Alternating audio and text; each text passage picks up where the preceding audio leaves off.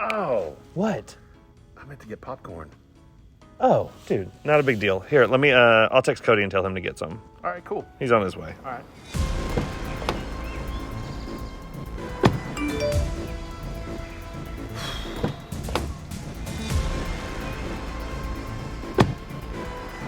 Who is that? It's Phil. He told me to get the guest popcorn. Me. Tell them to get it themselves.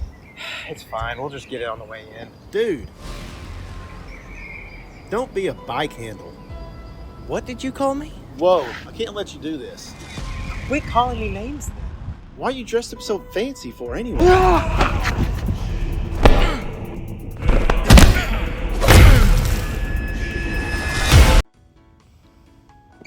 And what's taking him so long?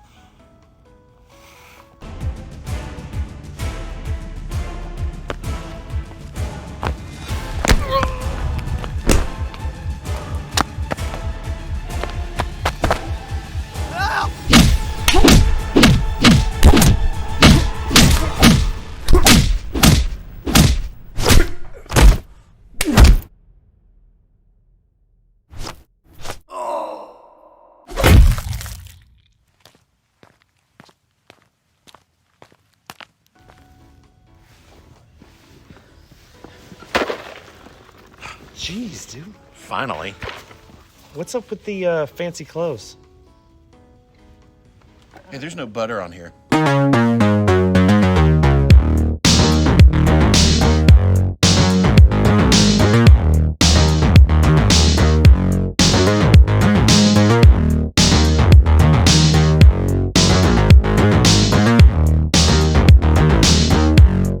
What is going on, everybody? Welcome to Tavern Talk. I'm Philip, and joining me this week, Mr. Jonathan Nettles. Thank you for coming back. Yeah, thanks for having me on. I appreciate it. Absolutely. No, so happy to have you here. Last time you were here, we talked about John Wick Chapter 3, Parabellum. Yep. So naturally, had to get you back to talk about John Wick Chapter 4. Yeah. You were a movie critic, once upon a time for a little while, but haven't been, practicing as much recently, I guess. Yeah, it's been a minute, so you'll have to bear with me. No, I was going to say through this. Thanks for coming out of retirement. Glad to do it. Yeah, I'm thinking I'm back.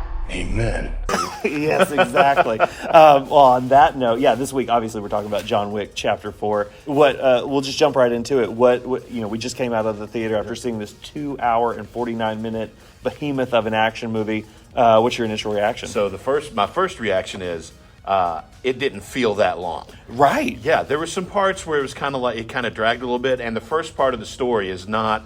Like the first 30 or 45 minutes is not really about John Wick, which I thought was really neat. I really thought it was cool how they brought these other characters into play. Yeah. And really made you like him, especially Donnie Yen. Even though he's kind of the villain, yeah, you kind of like, man, I get this. It's almost like he's a parallel to John Wick, Yes. This movie has all the action that you would expect. It's got a lot of story to it, too. I think they went more in depth into some of the side characters. Yeah, I thought it was interesting because it was like, we're on the fourth movie. Mm-hmm. You can't really, you can't really replicate like the kind of like the awe that even though John Wick 3 was maybe this is one of those rare series where I feel like each installment it's gotten even better. Yeah, and it definitely has gotten bigger with each. But I was like, man, what are they going to do this time? Because I loved the third one, and I was like, how are they going to top this for me personally?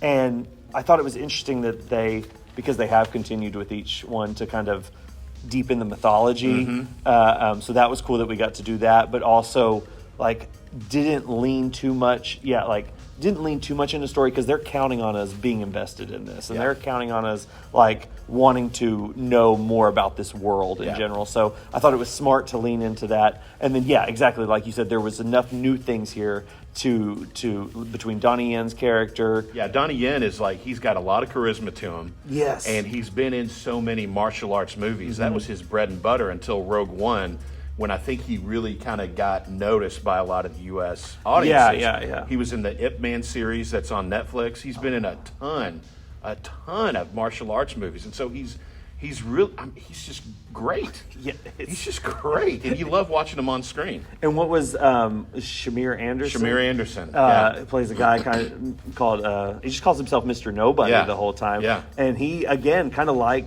the Kane character, like Donnie Yen's character, kind of straddles that line between allegiances and where he's going to fall. Right. And just like those two.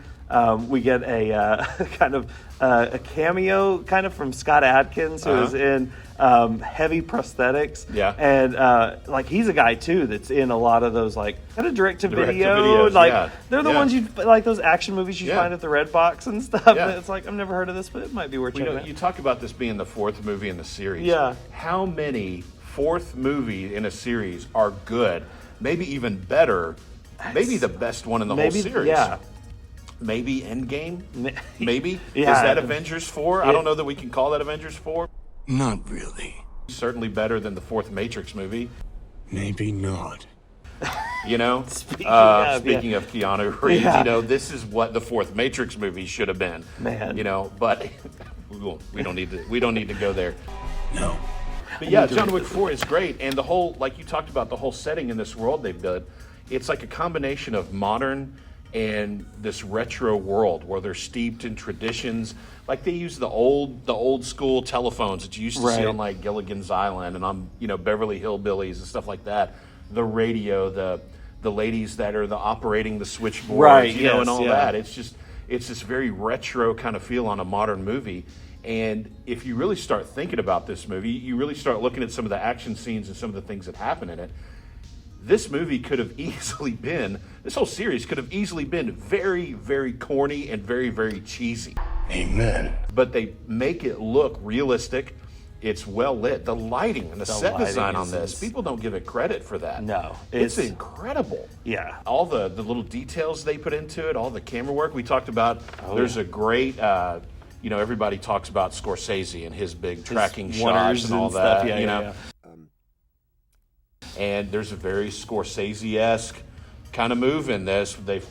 I'll give a little bit of away. They follow John Wick up a stairway, and then there's a crane shot that goes above, and I'll leave it at that. But you got to see it, and it's great. And I don't think I've ever seen a shot like that in an action movie. But it makes so much sense when you watch it because you can see everything that's happening and all the detail. I mean, just the fact that they were like bold enough to say we're going to let all this action unfold. The task of like choreographing something and plotting out something like that just hurts my brain. Yeah. But like, I mean, action movies don't let things like that unfold in one extended shot anymore. Right. It's very quick edits, a lot of coverage, and it's just chopped and cut together, and just to kind of make you feel like. It's intended to make you feel more visceral, but like with this, you're in it, and you really feel it. And that is the one thing that this series in particular has always done well because it lets that action breathe. And it's just so well choreographed. Obviously, it was directed by Chad Stahelski, has done all four of these. He's Keanu Reeves' stunt double, or was his stunt double on the Matrix movies and other films, speaking of those. But speaking of direct to like DVD Redbox movies, like the first John Wick was supposed to be that. I don't sit at the table. Yeah. And then they saw how well done it was, the potential in it, and it just kept going up and, eventually made it to like the big time, and it's only gotten bigger since then. Amen. The visual aspect, like you were talking about, is it looks so much better than like anything out there right now. It's just insane. Even if you had like nitpicks with the story or how ridiculous this world has gotten or whatever, you have to give this movie credit for just how much work it puts in making the action look good, the stunts look amazing, and just the set design, the music, like the use of music in action here is. Yeah, but there's a great scene where John Wick takes off. He's got the jackets that's made out of Kevlar. Right. He takes it off, and you hear all of the bullets falling off of it. It's those little details that make this movie great. And you talk about great fight scenes and being able to let them breathe. Great fight scenes don't have a lot of editing in them. Right. They're ones where you can clearly see, okay, he's throwing a punch and he's getting hit. It's not the throw a punch, then you have to do a close-up to the guy's face to show that he's getting hit. Right. It's those breathable, long shots that make for a really good action scene. And again, that's one of those things. It's like, how are you going to make this fresh? What are they going to do here? But I was kind of thankful, for the breathers in between the action sequences in this, because like we said, it is an almost 3-hour movie, and the amount of action scenes that are included in this is kind of mind-blowing. Yeah. And we'll just kind of go there. What did you have a favorite that kind of stood out to you the most? Oh my gosh. So I thought, a few things that I thought were interesting. The church fight near the end, that was well thought out, well choreographed. That's got that awesome crane shot that we were just talking about. And you talk about how do you make this more awesome? How do you add the awesome effect to this? Well, you bring in a certain kind of ammunition that causes a lot of damage to people, and you let John Wick get a hold of one of those guns, right? And you just let him go to town. I mean, it's just incredible. And then there's always the scene where John Wick, where you're like, okay, he's done. Surely he's tired and worn out. No. But he just somehow just gets back up and keeps going. Yeah. Well, I thought that scene you were talking about, the one in the older house or whatever it is, right next to the church, with those crane shots. I thought that was our last stop before because he's trying to make his way to this church for this kind of final showdown. And I thought that was it, but then you get this whole stairwell sequence is just as insane. Yeah. And I love that one. I love the combination of those two.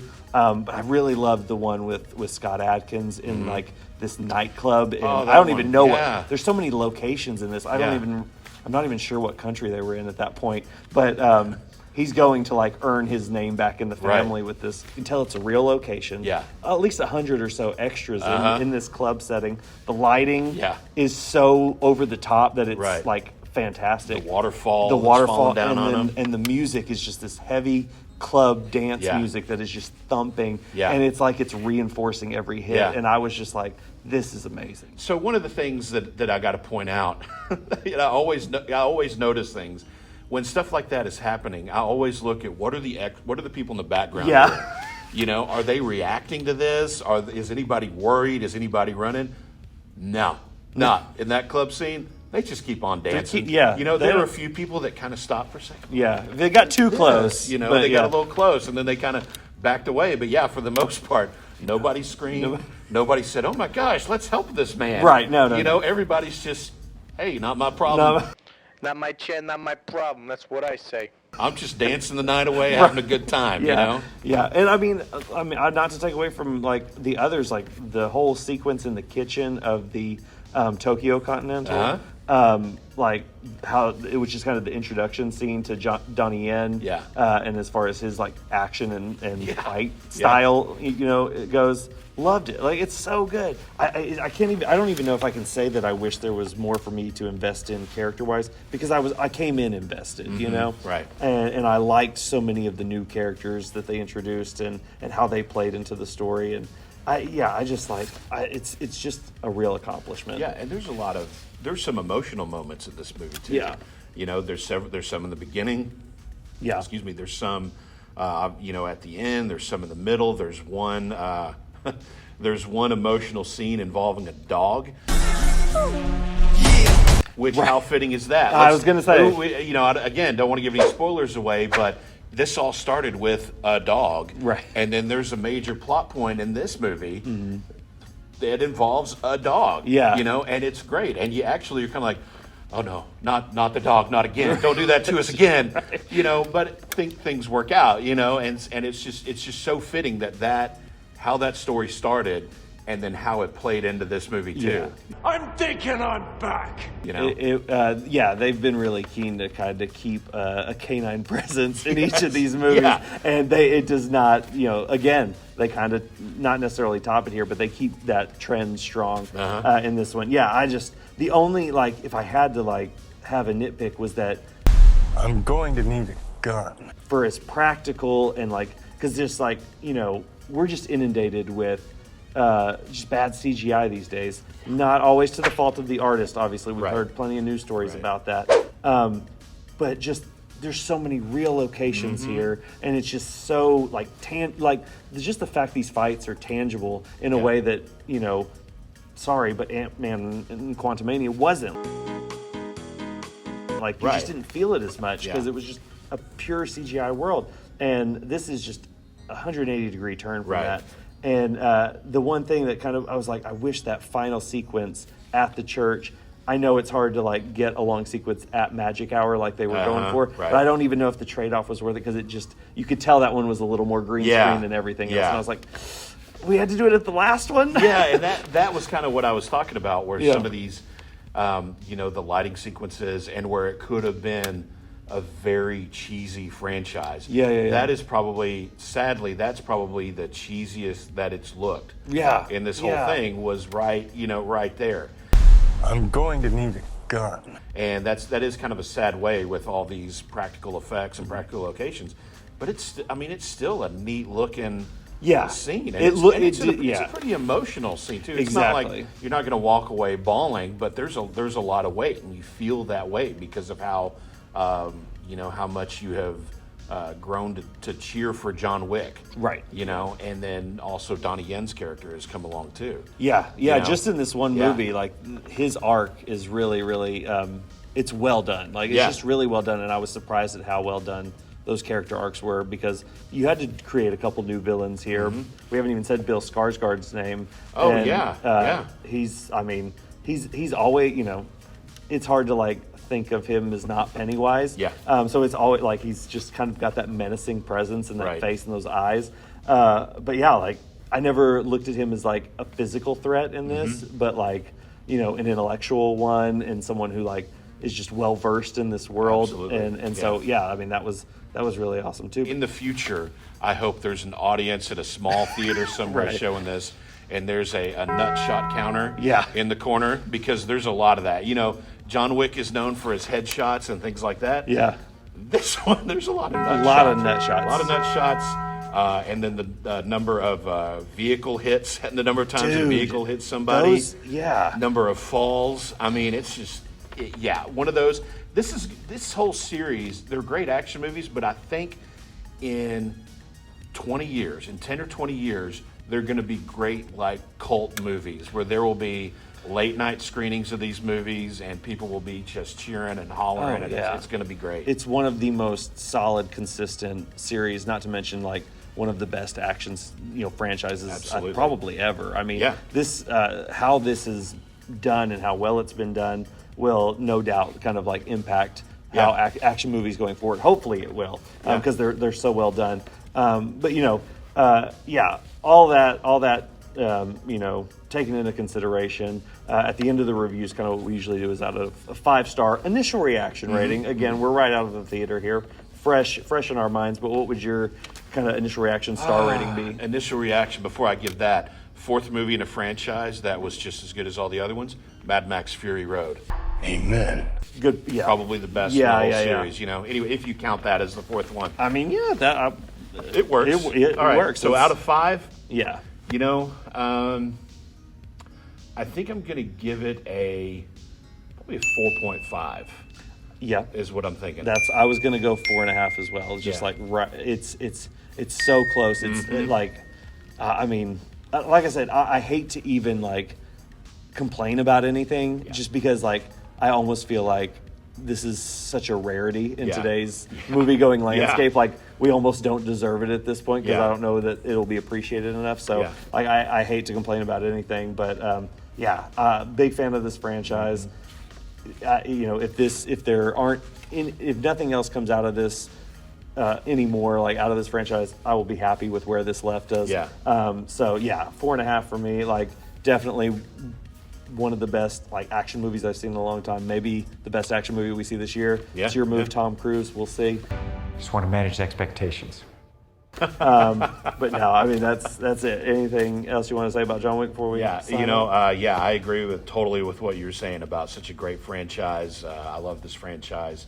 So much fun, and I think you talk about coming into it. You know exactly what you're going to get coming into it.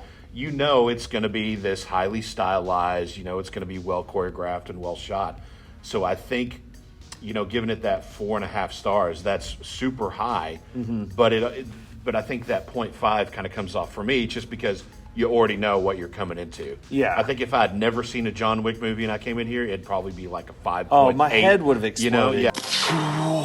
I would have lost it. But yeah, 4.5 just because you know what you're going to get. Yeah, just a great series and a great fourth film in the series. Yeah, it's like I said, I don't know that, to me, they just have gotten better as they've gone along, and this one is probably the best in the series. And honestly, I always say this at the end, but want to thank the Movie Tavern for letting us see the movie here and shoot the show in their theater. Can't recommend seeing this movie enough on the biggest screen possible. Absolutely. And with a good crowd. Like, we had a pretty big crowd in here. Good And just crowd in hearing here. all the reactions and everything to all the different fight sequences, like, it was just awesome. Like, so if you have a Movie Tavern near you or whatever, just go see. If you're going to go see John Wick 4, go see it on the biggest screen you can. But thank you for doing this so much. Glad to I do really it. Yeah, appreciate a lot it. of fun. Thank you. And thank you guys, for watching. If you haven't already, do all the YouTube stuff. Hit the subscribe button, hit the like, hit the notification bell. We try to upload a couple new reviews of the biggest releases every month. So you hit that notification bell, you'll know when we do that. But thank you guys. Thank you, Jonathan, once again. Yeah. We'll see you next time. Peace.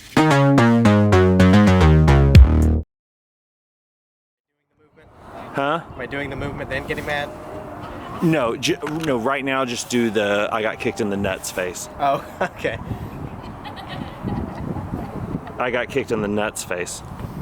Okay. Alrighty. Does it look good on the shot? I'm sorry. Yep. Well, there's the blooper.